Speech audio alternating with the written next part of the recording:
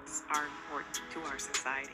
We as Americans, we place a lot of value on the rich and the powerful. Yet, we are coming to learn that compassionate capitalism is the most empowered resource that we as Americans can have within ourselves.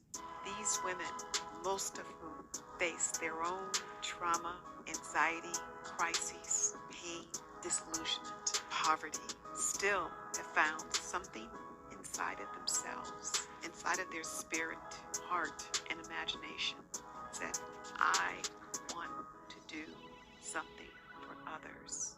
Whether she's faced it herself or has witnessed a social ill, she authentically gives back of herself, which makes her rich and powerful.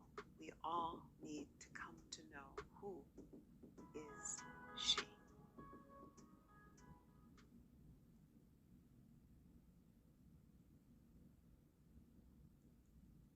Oh, I love this one. This one's probably my favorite pad of all time. I don't know why I love it so much. It just makes me happy.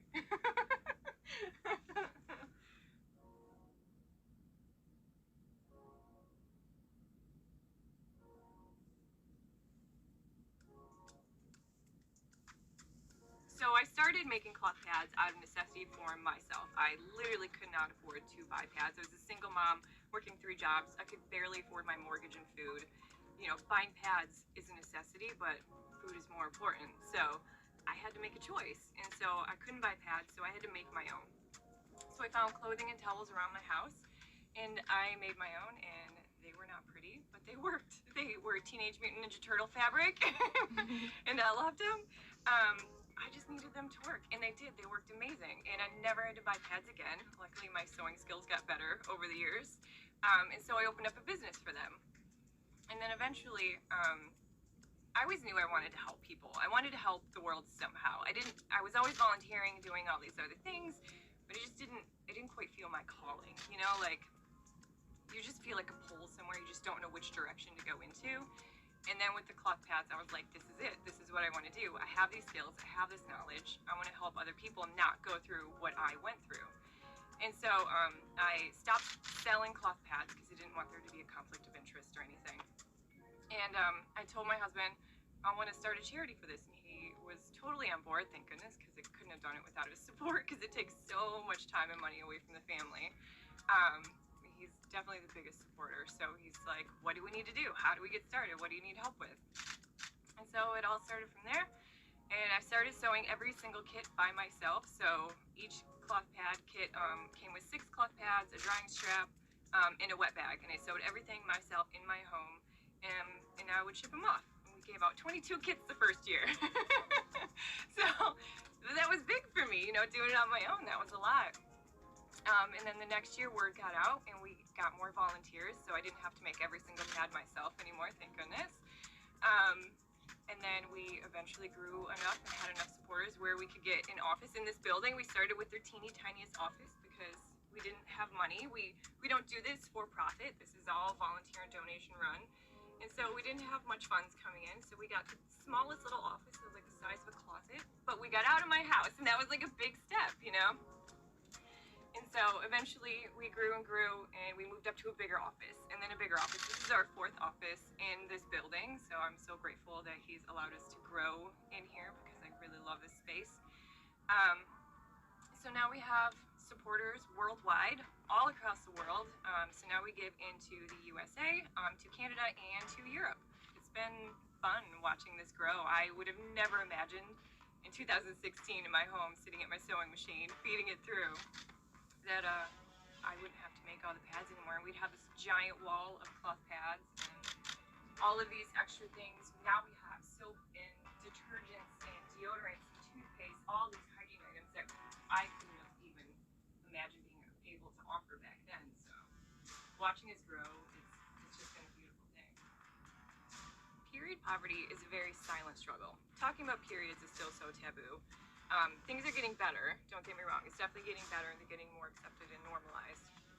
But still, people don't want to say, I can't buy tampons, can I borrow $5? You know, nobody wants to say that. It takes a lot of courage for somebody to ask for help like that. So most food pantries or shelters don't really offer them. If they do, it's very, very limited on what they have because people just don't donate them. They think about food and all these other things, but nobody thinks about periods because one, if you don't have a period, it maybe just slips your mind. Sometimes we get stuck in our own little bubble and we forget that there are other struggles out there other than the ones that we are currently dealing with. And so I would definitely say know that it's out there. Just because you don't struggle with it or you haven't doesn't mean it's not a struggle. And so donating money or pads or tampons to shelters and food banks are fantastic. Anything like that, but also like looking for a charity like ours. So we focus on reusable menstrual products because it is a long-term solution to period poverty. So cloth pads and menstrual cups last around 10 years each. So that is 10 years of not having to buy products. That's 10 years of saving $300 a year not buying disposable products. That's money that can go into groceries, bill, gas for your car, whatever you need it for. So that adds up, and that's for one person in the house menstruating. Imagine if there's daughters in the house too, aunts, whatever. That's $300 a person that people normally spend on disposable products that they can now spend on other things. So we focus on reusables because we found it is a long-term solution. We know it's not for everybody, and not every situation can use reusables, and we understand that, but there was a gap. There was tons of disposables out there, and there were charities helping in other countries, but nobody helping here in the U.S. with reusables. So we're trying to fill that gap. So since we started in 2016, we have given out over 3,000 kits. We're almost at 3,500. Wow, that's and amazing. Each kit has roughly 10 pads in it, so that's a lot of pads. That's a lot. I added it up financially. If you add up every year since we started, how much they would save, saying a period costs roughly $300 a year. We saved people over $3 million since we started. Wow. Like collectively. That's amazing. Isn't that crazy? Just for period kits. Like that's one switch in their life to reusables, and it made that big of an impact. So they can come in any length and absorbency you need, from teeny tiny thong liners to normal pads to overnights. You can get them in any print that makes you happy. Or, some people pick their pad based on their mood. If you're having a rough day, you want an angry pad. That's okay. Whatever makes you happy. There really are a lot easier to use than what most people think. And so I want them to know if they have questions, they can come to us. And we don't gatekeep anything here.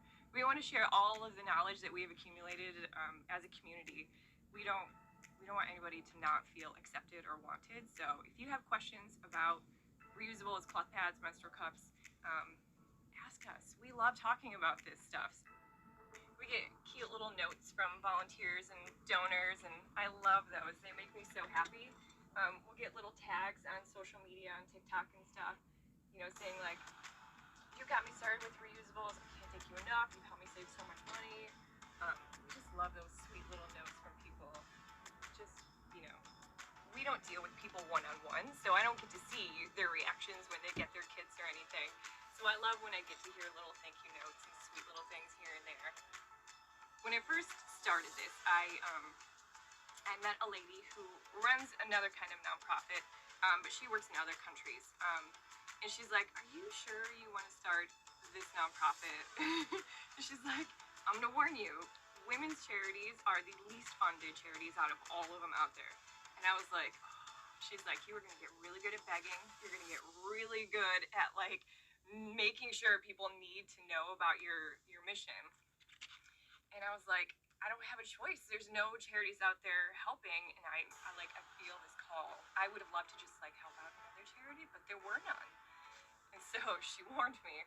She was right. It is difficult. It is an uphill battle, but it's one I think is worth fighting. People, they just need help, They just need to know that there's somebody out there that understands and they want to help.